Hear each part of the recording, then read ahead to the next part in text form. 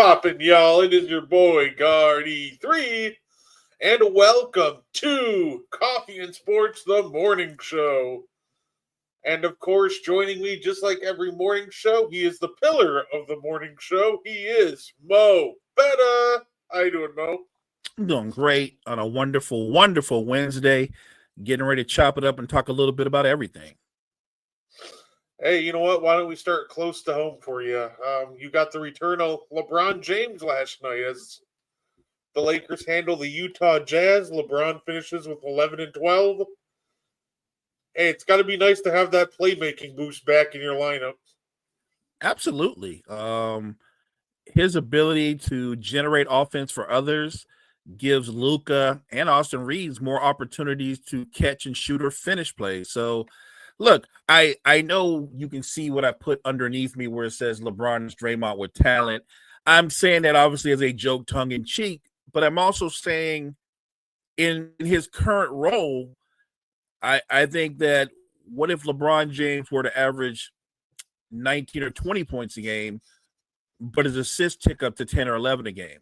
Do you know what I mean? Like I don't think he needs to be one of the top two scoring options, at least not during the regular season. I think this is about preserving him for the postseason. No, absolutely. And at this point in his career, when you have Luka on your team and Austin Reeves is taking such a big leap as a creator, it almost feels like that if he locks in more on the playmaking and defensive side of the ball, and lets those two kind of handle the scoring load, that would work great for you guys. Yeah, look, why can't LeBron be like, you know what? I'll be the facilitator. I'll be our second leading rebounder, and I'll be a more intentional defender because he can preserve energy that he would normally use on offense on defense. I think that's a winning formula. I'm not saying LeBron won't have a game where he drops 30 here and there, but if Austin Reeves and Luka are going to continue to do what they're doing, I just think that takes a lot of workload off of him. And again, even though he has beat back Father Time like nobody has ever done before, why put why put more workload on him when you don't have to? Oh, fair enough. Say you got your guy back. Sounds like Giannis is going to be out for 2 weeks. Say my guy's going on the injury list. Say it was a groin injury, but thankfully it sounds like it's only going to be a couple week thing. It's a low strain there, so thankfully it's like the best case scenario. But honestly, keep him out extra week just to be safe. Say it. It's really unfortunate. He's having such a great year again. He's shooting really, really well from threes to start the year, which has caught me off guard. So overall, it's just unfortunate we're not going to see him for a couple weeks. But if you're the Bucks, you can't afford to rush him back and risk re-injury. So I just hope they're extra careful with this one. You don't rush your superstar back. You wait till he's 100%, till your medical staff clears him. And then you bring him back. And look, when he comes back, nothing will change. He'll still be one of the three best players in basketball. He'll still be right there for MVP with Joker and SGA because those three are the front runners. I love Wemby, but people are so quick to rush him to. He's not going to be the MVP this year. He's not ready. He's terrific. He's definitely going to be all NBA. He has a legitimate shot, depending on how many games he plays, to be DPOY. That doesn't shock me. But he's the leap that they're talking about him making to be MVP.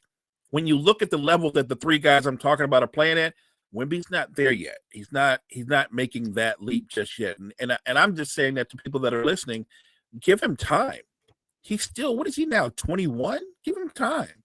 He'll get there. He might win a few MVPs, but you can't rush that process because he is still developing. So let's just enjoy what he does right now.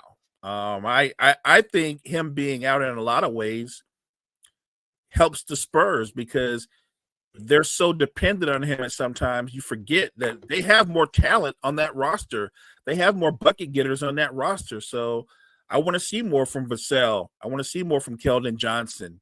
When Dylan Harper comes back, I know what he can do. And then, of course, you just get De'Aaron Fox back. So I think the Spurs can stay afloat while Wemby's out. Say, you know how they have this, the 65 game limit for making all NBA and everything.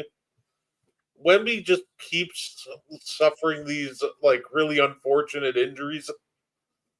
Do you know how like brutal it would almost be for the rest of the league if Wemby was all of a sudden never like made an all NBA and got the supermax because of injuries, and all of a sudden he's only getting paid 25% of the cap.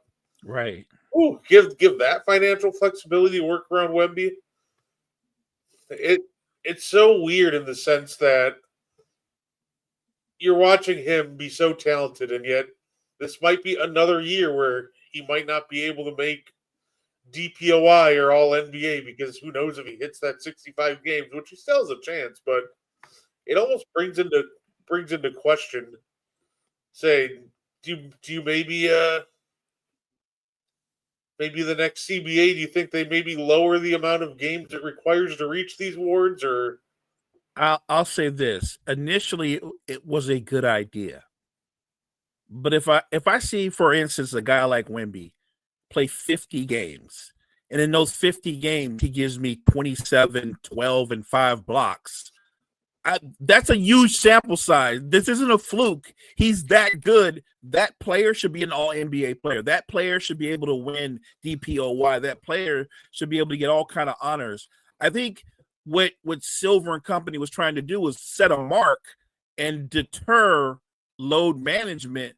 But I think that can backfire. Wemby's not being load managed, but he might be, and I hope I'm wrong, Brett.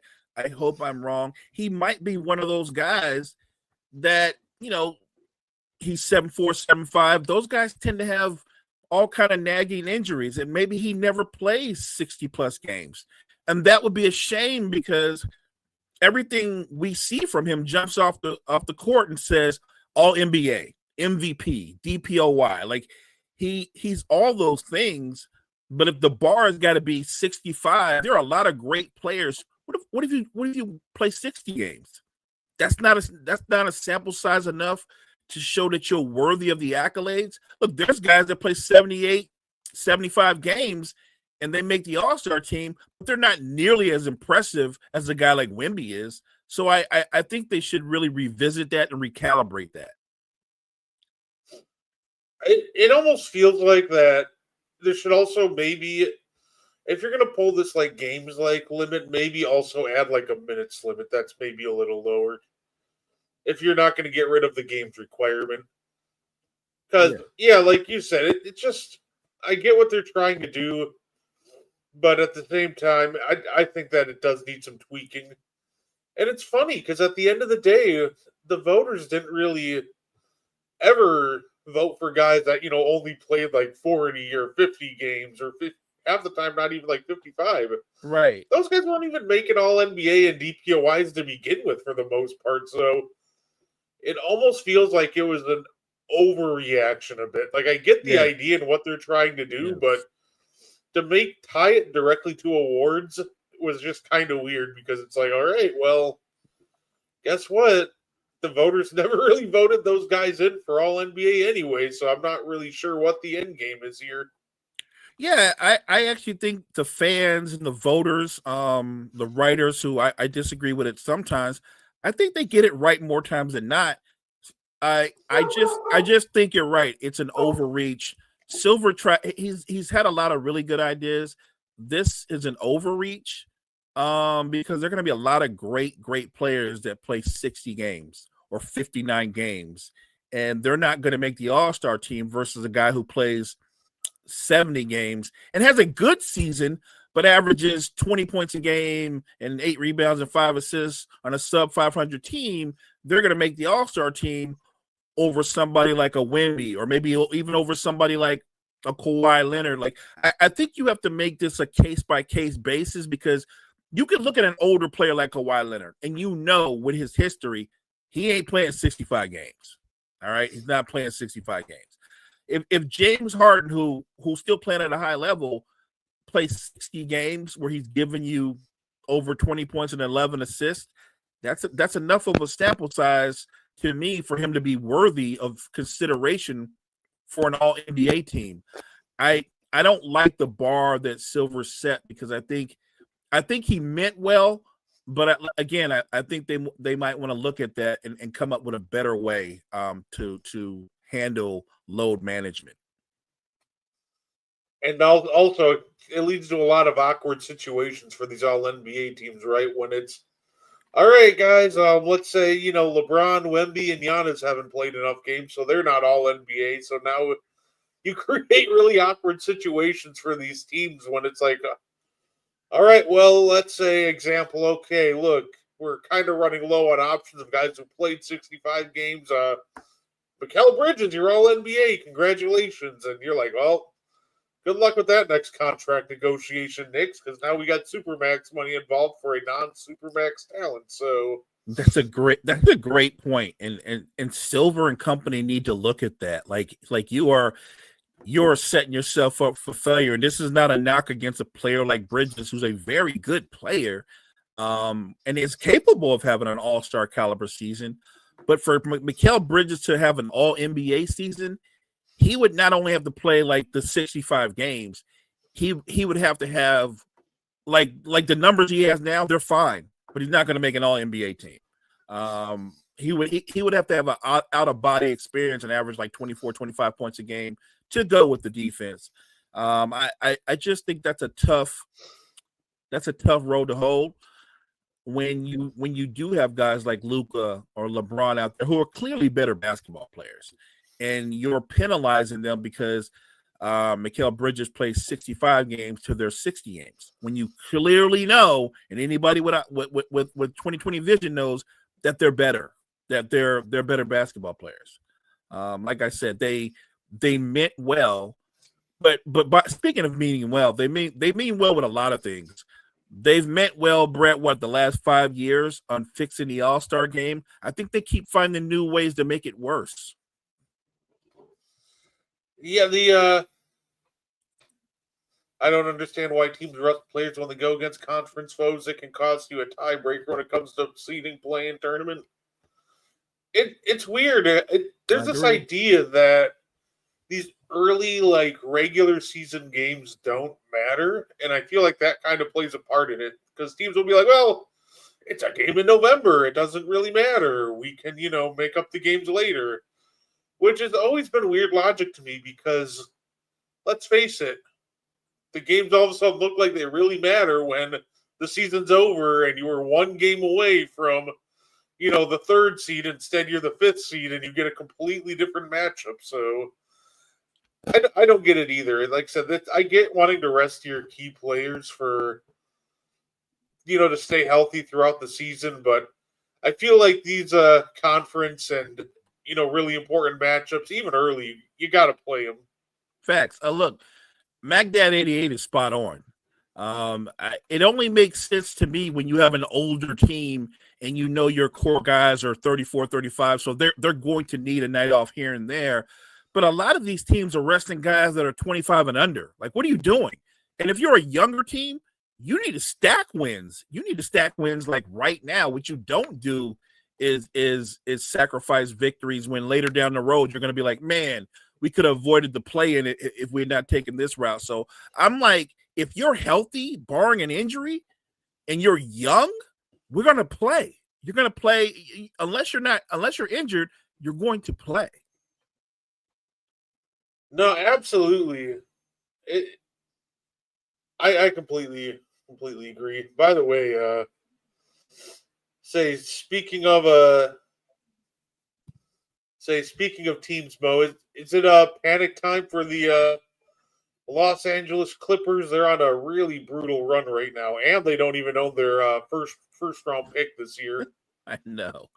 I want to say it's panic time, but there really is no need to panic. You could be a lottery team, you still ain't getting a lottery pick. So I feel like this. I want to be consistent. Steve Ballmer obviously is a brilliant businessman. He doesn't know what the hell he's doing when it comes to basketball. He's a fan, but he's a fan who doesn't actually know the game. And Lawrence Frank, who's done a lot of good things, He's done a horrible thing with his roster construction. What were you expecting to happen when you comprise your core of guys that are 35 and older? What the hell do you think is going to happen? You're going to get the brakes beat off you. That's what's going to happen.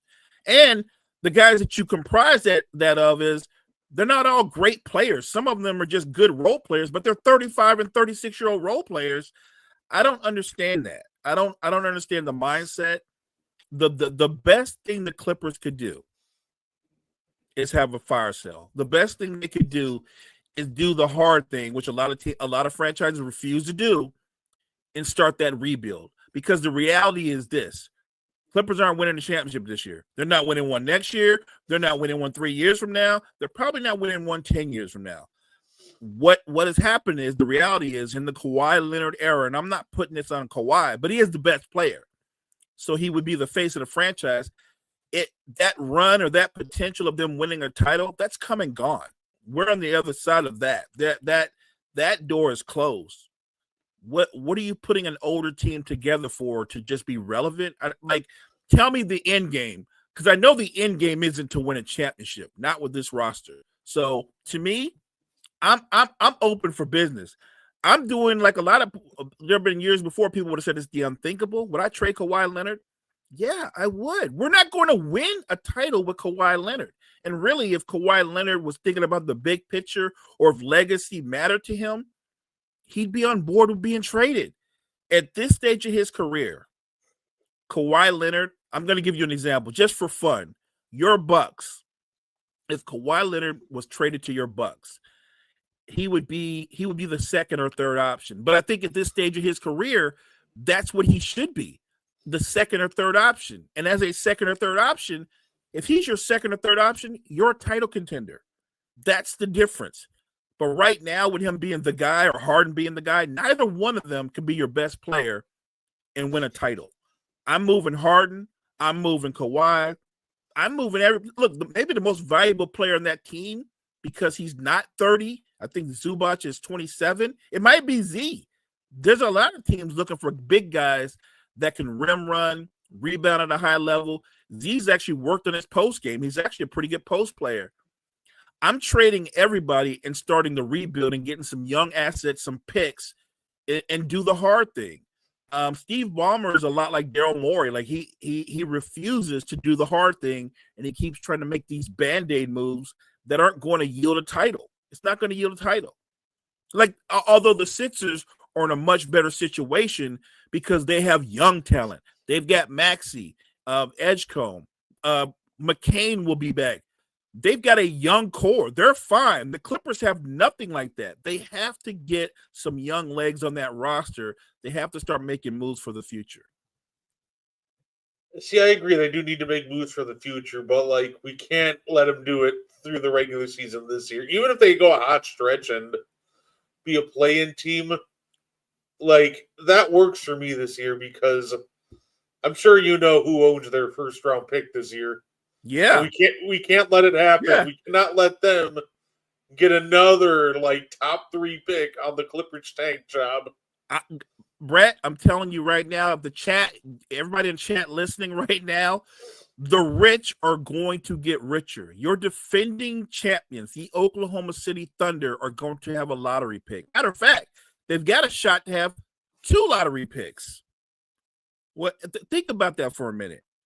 Like, it's not like they're not talented as hell already. Like, they can go 9 deep now, but you're going to give them a lottery pick. Now, look, the way of the NBA is this: when you have the success that they had, and you look at the role players that they have that have impacted that success, they're going to lose some of those guys because of money. So you will lose Wiggins. You probably will lose guys like Casey Wallace. But the reason why Sam Presti is the best GM in basketball, bar none, is because of what he's done. He set himself up for, okay, we might lose Wiggins or Casey Wallace, but we're getting a lottery pick who may be better than both of them combined. Like, that's crazy to me. Like, the Oklahoma City Thunder, I don't know if they're going to win 3 or 4 titles over the next 5 years, but I will say this: as a GM, Sam Presti has set them up to win 3 titles in 5 years. You know what's scary, Mo? Technically they have a chance for 3 lottery picks, Oh, but so they have the Clippers pick. They have the Utah pick, but it's top 1 through 8 protected, so they could very well get it if Utah's just like not terrible but like meddling and they fall out of the top 8, that goes to OKC. And they have the Philly pick. That's top 1 through 4 protected. So let's say Embiid and Paul George get hurt again, and Maxey and Edgecombe struggle, and they fall too. Yeah, they very well could add 3 really good picks this year. that's crazy to me. What I will say about the Philly situation is Embiid and Paul George will get hurt again. But if as long as Maxey, Edgecombe, they'll get McCain back.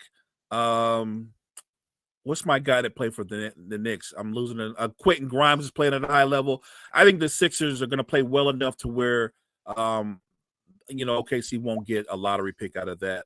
What I will say is this. Let me propose this to you, Brett. If you're Sam Presti and you look at your roster top to bottom and you want to lock down that you're going to be a dynasty, do you need those picks? I'm saying this because your core, I'm talking about your best players, your main guys, they're 25 and under outside of I think SGA is the old man, he's 26, but everybody else is like 22, 23. Like the core is that young. Granted, there's a couple of veterans around the edges like Caruso's a little bit older, but my point is with those lottery picks, if I'm Sam Presti, do I need the picks or do I trade the picks and pursue an established player to solidify like the KD move that the Warriors made years back just solidified. Well, they're going to win the title for the next couple of years. OKC's coming off of winning the title, but is there a move out there because of the amount of number 1 picks Presti has that he can pursue another established talent? I think you can go multiple ways with that. I do think you end up consolidating those picks because when do you really ever run 12 deep and want to try to develop like 3 different rookies? I don't think that works in this situation. Agreed. So I think that let's just say the Clippers get, let's say like a top 6 pick, maybe the Jazz get like pick 10 if you get that lucky, or 11. Who says they don't maybe try to be like, hey, so let's trade up to pick 3 and try to get someone like Cam Boozer or AJ Nybasta, or maybe season goes off the rails and Giannis becomes available. Okay, maybe consolidate some of those picks in a potential Giannis trade. They have the assets. They got the assets. Yeah, that's the scary part. So I think that we're looking at a situation where they have to consolidate them, and when you're looking at a draft that has a top 3 this good, I think you can go either way. You go, hey, you can have, hey, here's potentially 2 lottery picks and a later pick. We'll take your number, 3 pick, or hey, we see you have a superstar that's unhappy. Take 3 lottery picks. So they're in just such a great situation that I think they'll consolidate. I just don't know which direction they'll go with it. No, I mean, and that's the thing. Right now the league is their oyster because you're right, they can consolidate and get into the top 3 and get one of those guys, or they could take those picks, consolidate them, and go pursue an established young star. I'm talking about somebody that's probably still, in their mid-20s or so, and go after them and go, I'm just gonna lock it down and make us I've just made us that much more dominant. The Giannis thing is insane if that were to happen. I don't think it will, because I don't think he has any intentions of actually leaving. But could you pursue? I'm trying to, because you can't just go out and get a name. You would have to go out and get a name that fits with what Oklahoma City does. And that might be harder than people think, because when people think of the Thunder, they think of their offense. And I always point out that what makes them unique is their defense. Their defense fuels their offense, not the other way around. Yeah, no, absolutely. So it'll be interesting. it really feels like the way they go will depend on how their season ends, right? Like if they win another title, they might just add another young piece and keep it moving. But if they get maybe upset in like the second round, then maybe they decide, all right, well, it's time to pull the trigger on a splash move to make it work. So, and the funny part is they could trade like all their first in this year's draft if they really want to, or one or two of them, and they still have about like 10 first in the next like 3 or 4 drafts. So it'll be interesting to see what they do. Do you think when you look at the Western Conference right now, and I know it's early, but you are starting to see some teams separate from the others. Like, it's not a shock that the cream of the crop of the West right this minute is Oklahoma City and Denver. That I don't think that shocks anybody. The Lakers are respectable; they're 11-4, but it's such a deceptive 11-4. I'll judge them better when we get 25 games in, especially with LeBron being back. But do you think there's another team in the West outside of Denver and OKC that's a legitimate title threat? The obvious answer to that is, we got the Houston Rockets are lurking. I think that they could very well make a run, health permitting, but Steven Adams has been so huge for that team, especially on the offensive glass. So I think that I think Houston's in the mix. But once you get past them, it just gets real dicey, right? Like that to me, the next tier of teams you're looking at, like the Lakers, who everybody stays healthy, they get the right matchups, they can make it, a deep run. Minnesota Timberwolves, we've seen them make multiple deep runs the last 2 years, all the way to the Western Conference Finals if they get the right matchup. It's one of those things where it feels like there's like 3 true teams where I look at them and go, yeah, I could very well see them making the finals. And then after that, to me, the next top 2 teams the next year, it's like, all right, Lakers, Timberwolves, you could probably do it with the right matchup. So, no, I agree with that sentiment. My problem with the Timberwolves is it's impressive that they've made the 3 runs that they have, because you look at every team for their strengths and their weaknesses. Minnesota is always going to be solid defensively, because they have one of the best, if not still the best, anchor in the NBA on their back line. But I don't think they're that great offensively. And it's amazing because they've gone on deep runs, but they don't have multiple shot creators on that team. And there's nobody on that roster that you would look at and go, well, that's a pure shooter. Don't ever leave him open. Like, they don't have that. Like, Nas Reed is a streaky shooter who's capable of getting hot. DiVincenzo is a streaky shooter who's capable of being hot. But I've also seen them both have multiple games where they go 2 for 11 or 0 for 9. Like, they have no pure shooters. Ant is the only true shot creator on the roster because, as you pointed out before the season started, they didn't address Mike Conley's situation. So Mike Conley is still getting minutes, but this version of Mike Conley right now, he can't get around people to be able to be a shot creator. So I don't know what their pick situation looks like, but if Minnesota wants to be a legitimate title contender, they have to go out and get another shot creator.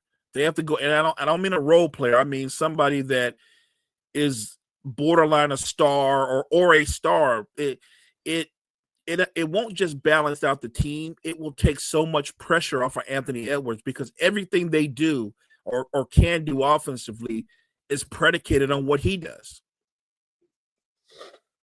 No, fair enough. They do have their first this year, which I'm assuming will be back in like, say, late teens, early 20s. So it'll be interesting. But no, I agree. They need to address that shot making need like pretty badly. Either that or they need.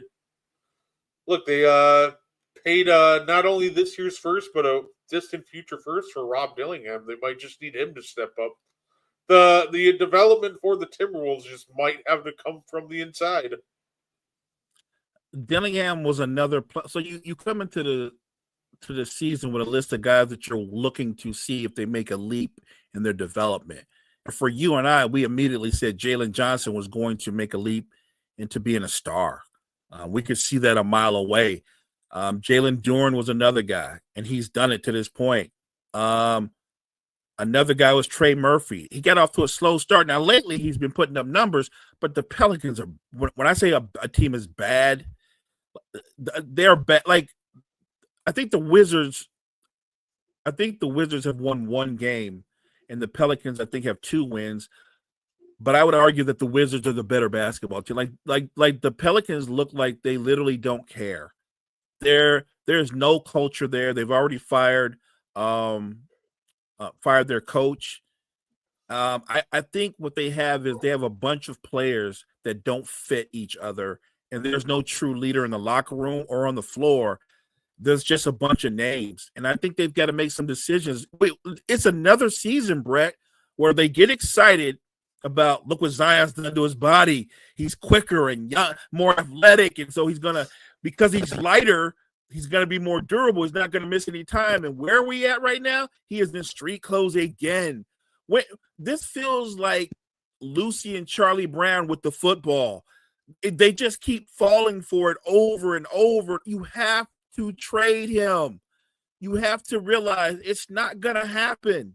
And the crazy part is he still has value because he's only 25 years old. But you got to trade him. You have to realize that he has become an anchor around your franchise's neck. You got to move him. Say the healthy, in shape Zion, like not going to miss any games. It's funny because that's starting to become like, hey, what's good, Sajin? Hey, that's starting to be like when it was like for 5 off seasons in a row when it was, hey, look, Ben Simmons is knocking down threes in open gym. He's adding a 3-ball to his game, and then the regular season starts. Feels like that's where I'm kind of at with the whole, like, oh, Zion's going to be healthy this year. Like, yeah, and I'm sure Mitchell Robinson will start hitting those corner threes eventually, but it's one of those things that if it's going to happen with Zion, I completely agree with you. It's not going to happen in New Orleans. You just got to trade him and recoup value while the value is still there. Do it. Recoup value. If you're a bad team and a small market team, don't just move on from Zion. You can look, DeJounte Murray. Come on, man. Coming off the injury that he's coming off of, even if he wasn't injured, you got to move off of that. That you got to move. Jordan Poole, you got to move off of that. You know it. You already know what that is. You got to move off of that. Move off of that and do the hard thing and start a rebuild. You just do it. Get yourself some assets. Get yourself into the lottery and start a rebuild. The new coach coming in, give him an opportunity to coach up his own guys, not inherit that toxic culture that they have down there right now. It's time to turn the page and move on. Do you think if they decide to do like a relocation and expansion draft that the Pelicans end up getting moved? Because they just feel like a team that if they start talking about relocating and expanding the conferences, that I could see the Pelicans getting moved to like Seattle, or they're having an obsession right now with moving sports teams to Vegas or something like that. Seattle's a great sports city. They need another basketball. We need to get them Sonics back. So I don't know if you move the Pelicans, but I do know that how long has Zion been in the league? 6 years now? I want to say 6 years. Yeah, like 2019 draft, I believe. Yeah. We've gotten we're beyond. We're more than a half a decade into this. It is what it is. He is going to be one of those guys that when you talk about him, it's going to be led with the 2 words "what if." We got to move on. You got to move on off of that. It's hanging on to bad stock. You just got to keep it moving. I feel like they've given him every opportunity. And look, I'm not blaming him. If you're brittle, you're brittle. That just might be your lot in life. You're one of those brittle dudes. But we know you're brittle. I'm trying to figure out how the Pelicans management, the medical staff doesn't just have a conversation to go, look, we can get this guy healthy, but it's only going to be a matter of time before he's hurt again.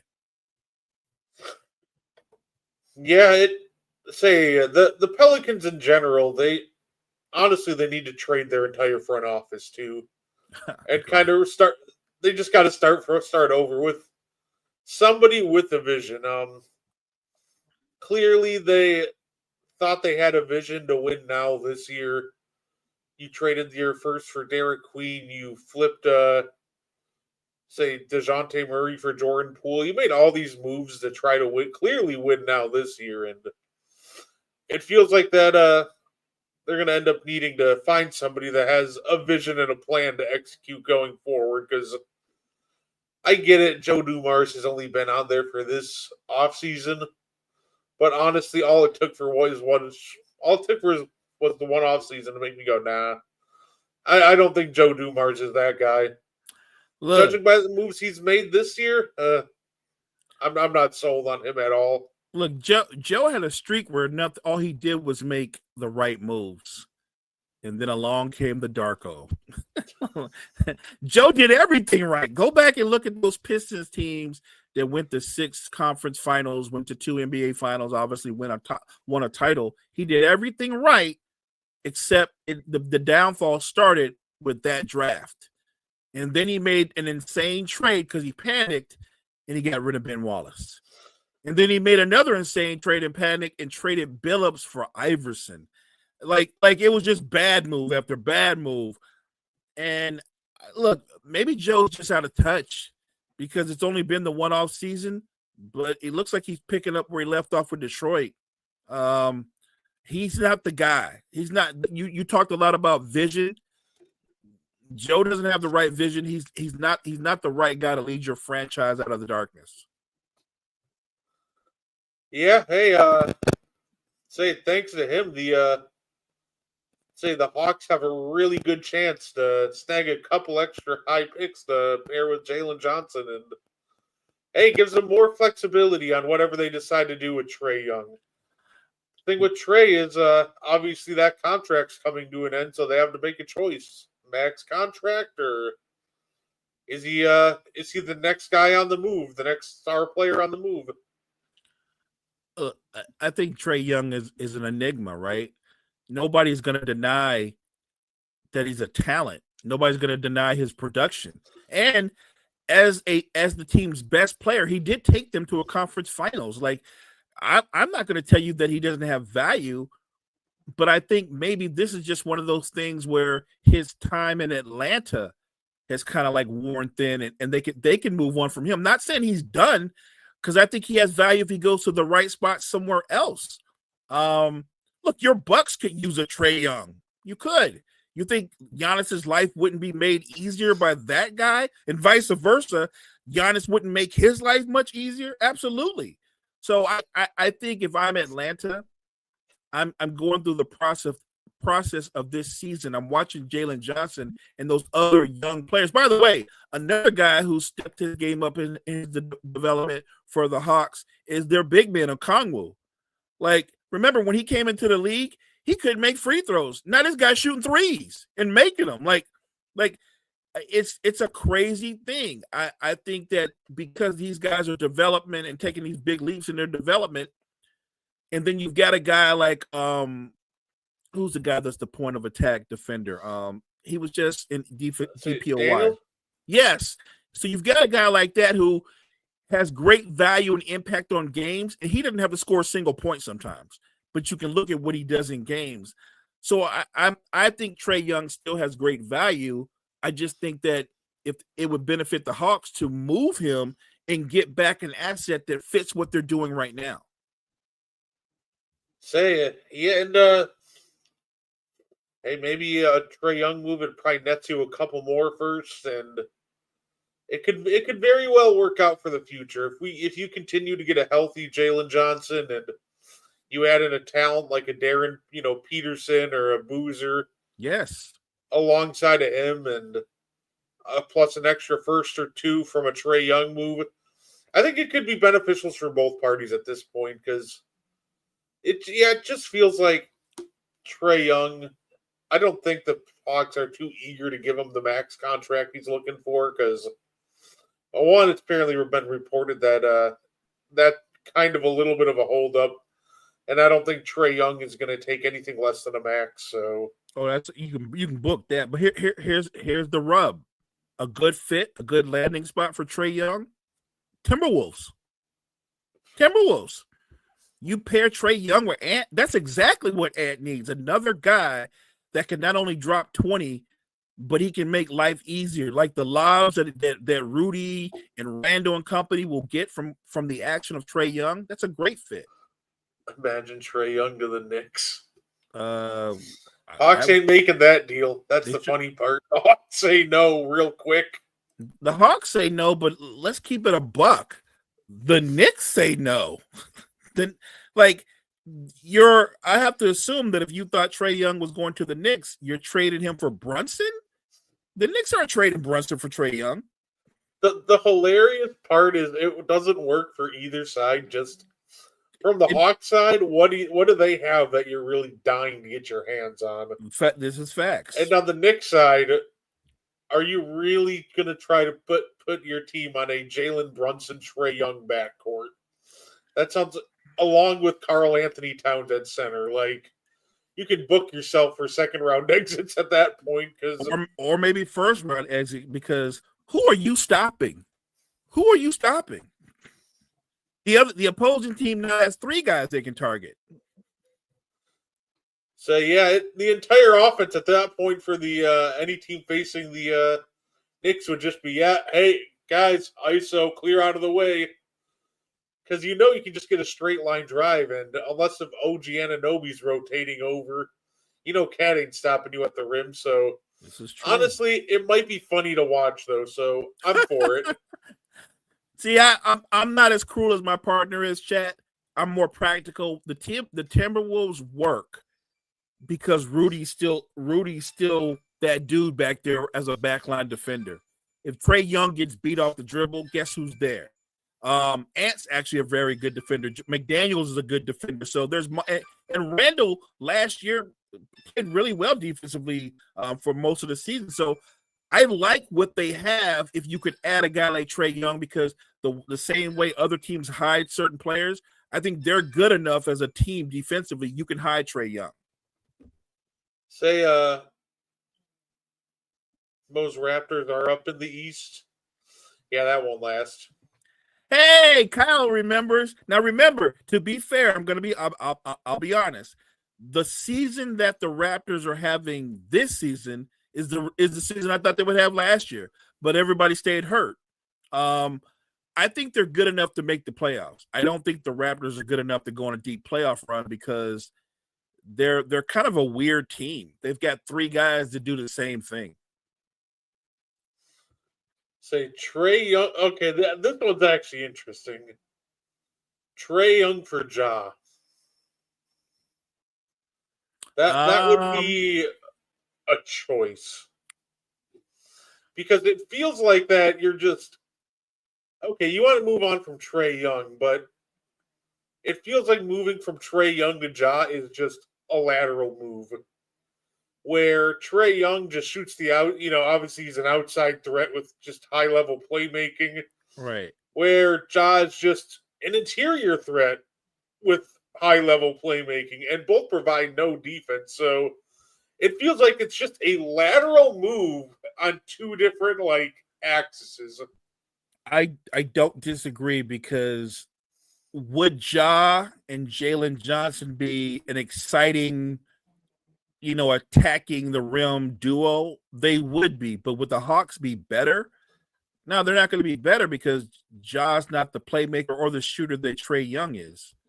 And putting Trae Young on that Grizzlies team, I don't think he elevates them at all. Like he'll get his numbers, but it's one of those moves where I don't think either team benefits.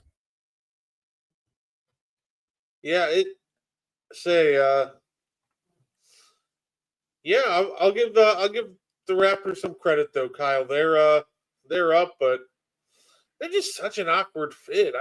They are. That's my point. And I'm the one that said they could be good, but they're awkward. If you think about it, with Quickly, and then you got BI, and then Scotty Barnes, And what's the boy from Duke? The lefty. I can't Say remember his Barrett. name. Yes, that Barrett and Bi are very similar. You know what I mean? Just one's left-handed, one's right-handed, but everything they do is in the mid-range. Neither one of them are high-level three-point shooters. Scotty Barnes is one of those kind of guys that could do everything really well, but he's not great at any one thing. And quickly is just a streaky scorer. Like I love what they're doing, but I don't think it's sustainable. Oh, No, by the way, Damian, you mentioned Trae Young and Ja. Wouldn't they be what your Bulls need? One of them, right? Like, if you want to help Josh Giddey out, if I was Josh Giddey, if I had a choice between the two, I'm taking Trae Young. But I'm just saying that's a landing spot for one of them. yeah. I don't know if Trae Young on the Bulls really works insanely well. And the only reason I'd be concerned about that fit is Trey works the best with a lob threat, and I wouldn't really put Vucevic and lob threat in the same sentence or category or anywhere near each other. It just feels like the center rotation in Chicago doesn't really kind of fit what you normally see out of a Trey Young centric team. But hey, you know what? Ja Morant playing with another pick and popper could work. So there you go. Ja's Chicago. Yeah, look, I think if you bring in a Trae Young wherever you go, you have to set him up for success. You just pointed out he's at his best with shooters around him, but he's really at his best when he's got like an athletic lob threat. So if I were to trade him to Chicago, then that can't be the only trade that you would make. You need to bring in an athletic big. Again, you want to go shopping, you go shopping in Brooklyn. You bring in a Claxton. Claxton's an athletic rim running big. Yeah, no, absolutely. Say we saw Trey really work. Obviously, in 2021, you have guys like Capella and John Collins that he can sit there just throwing up lobs to all game. So, no, I agree with that. I think if you're looking to bring in maybe like a Trey Young, maybe take a chance and see if you can make it work with him there. The first thing you do is you find a way to shop out Vooch and just bring in some more athleticism at the center position to really just make it work with him. Yeah, no doubt. Look, I feel like this is going to be one of those odd years where bigger names will be on the block, not just Ja, not just Trae Young. I think the Pelicans, they might not move Zion. If I'll say this, if they don't move Zion, then you're probably going to move the other guys around him, which would be the bigger mistake. But look, I'm a huge Trey Murphy fan. Like I say, if you want to go out and get another young talent that's around 24 years old who can score at all three levels, and he's actually an elite defender. I'm not saying bring in Trey Murphy to be your best player, but he can be one of your three best players. I'm curious to see what happens with Laurie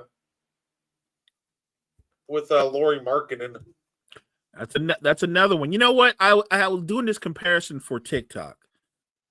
Their skill sets are completely different. They're the same age, but I was asking this question: Who is the better basketball player? Who has more value, Bam Adebayo or Laurie Marketing? I'd probably go with it's tough to vote against Bam on that one. Laurie is the skill sets are so different, so it's just very dependent as to what you need.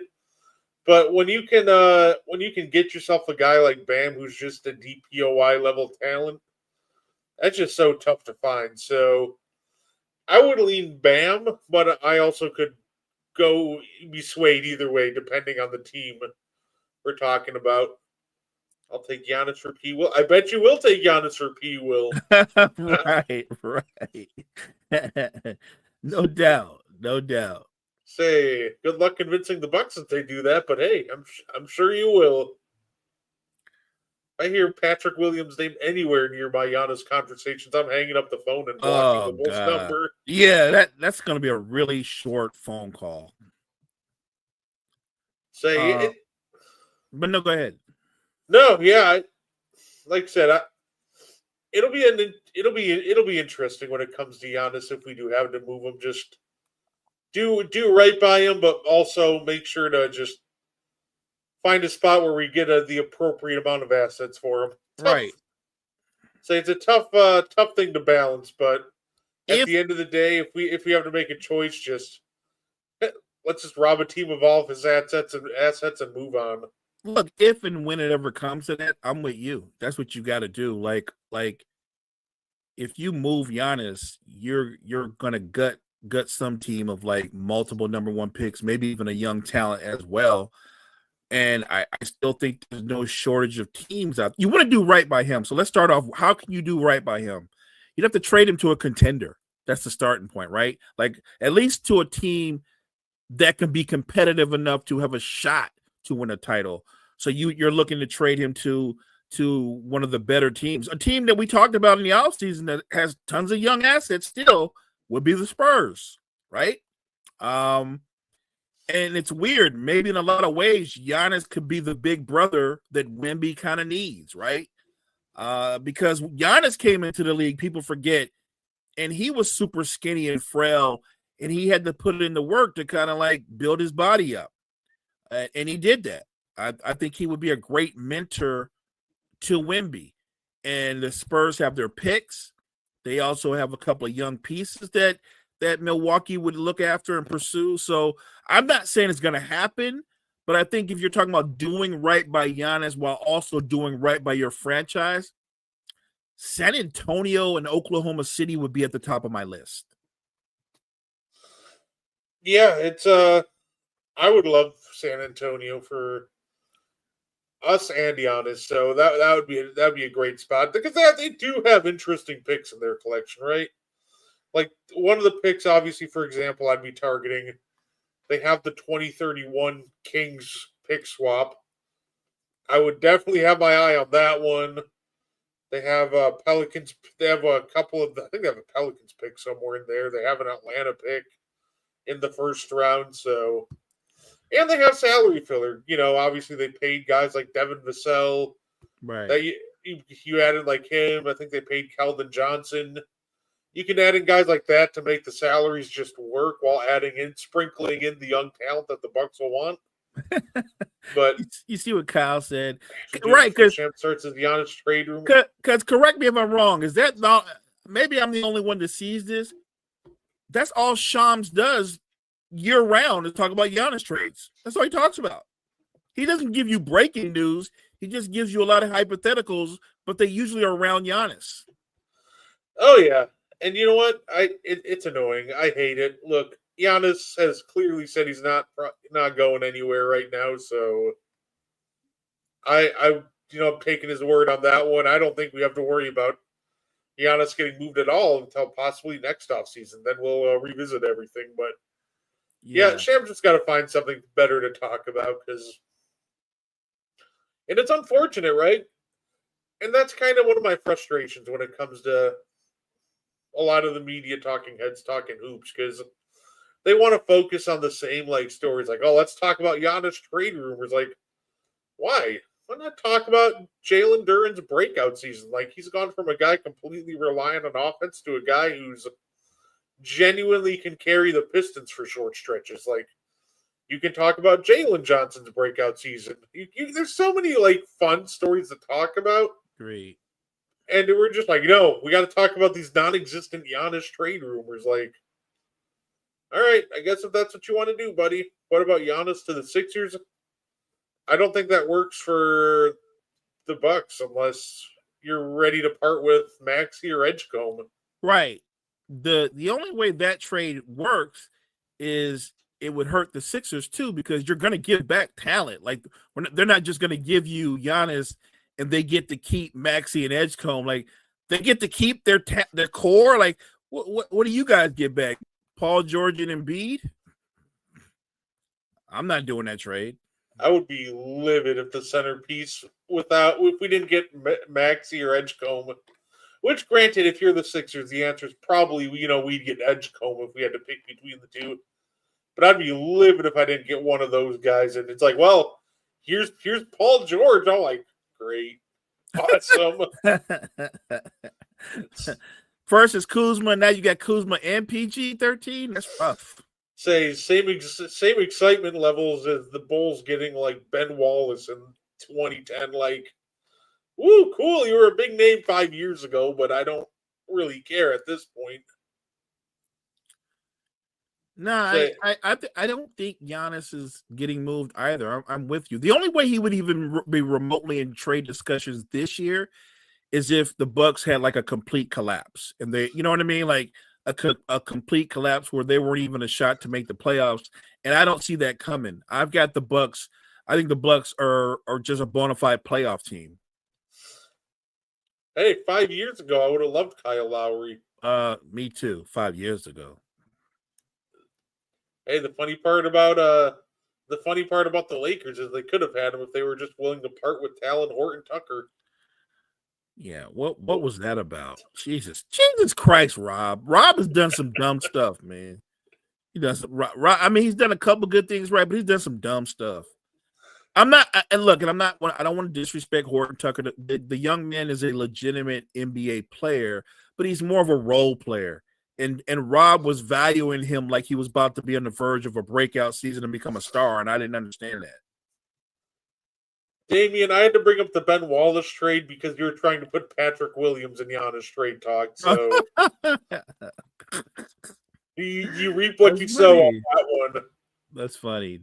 Damian said, "Why, damn it?" That's yeah, okay. it's the worst thing a franchise can do is overrate one of their players, especially in a situation like that where you have a chance to get a guy who obviously in 2021 when those talks were happening, Kyle Lowry was still producing at a good level, but they're like, nah, I can't part with Horton Tucker, and you're just like, I don't know what we're trying to accomplish with this one, but all right. Hey, let me ask you real quick. Are you impressed with how well Phoenix has played this year? Because I'm not gonna lie. I thought for sure they were going to be like at the bottom of the bottom dweller, like they weren't going to be competitive at all. And look, Book has been balling, but he's gotten some help. Dylan Brooks has actually played really well for them. Some of their young pieces have stepped up, played well for them. Grayson Allen is having a career year for them. Do you think it's just early in the season, or do you think what Phoenix is doing is sustainable? I think the defense is sustainable. They're a top 10 defense, and they made a clear objective when they made the KD trade. They wanted to get younger, more athletic, quicker. I think the defense, they can keep that up. I think offense is going to be a problem for them as the year goes on, right? Because eventually they'll get Jalen Green back, but Jalen Green is streaky. Devin Booker is always going to be Devin Booker. He's an elite bucket getter, but after that, it gets really rough. If Jalen Green's not on, then there's just absolutely nothing in terms of shot creation outside of him and Booker and Green. So I think half of it's sustainable. I think the defense, they can keep playing at a high level, and I think they'll need to in order to keep getting easy buckets to keep the offense going. But I think as the year progresses, if games turn into a half-court slog, I think it could be troublesome for the Phoenix Suns. But overall, I love what they're doing. Yeah, I'm really impressed that they made this turnaround and they've been as good as they've been. Look, I think we're both really high on Devin Booker. And I remember, like, if anybody's ever seen the N1, Brett's made that prediction that eventually D Book was going to end up with the Rockets. And I think that was still spot on. The only reason he's not on the Rockets is because, of course, they got KD. You're not getting them both. But that said, I wouldn't rule out Devin Booker still getting traded at some point. Like, Phoenix is respectable, but Book is 30. That's not old. I'm not saying he's an old man at all, but I am saying that at age 30, and he's not surrounded by a lot of elite talent, the goal always is to try to win a title, not just be relevant. I think it would behoove the Phoenix franchise, their president of operations, and Devin Booker, if they parted ways at some point, if it's all about winning. If it's about winning, you would do that. You would do what you said that the Bucks would have to do to Giannis. You would do right by Book because he's been a longtime Suns and he's been a great ambassador for the franchise. But you would also do right by your franchise by getting back as much as you could from him. No, absolutely. And hey, Mo, that being said, that's all the time we have for today. Anything you want to add before we get up on out of here? No, I appreciate the chat, Kyle, Damian, everybody that tuned in and joined us this morning. Thank you guys so much. It's a blast chopping hoops up with my partner. And make sure you check us out tomorrow night and one podcast, 9:00. Yeah, we're gonna be running it back with some more hoops talk tomorrow on And One.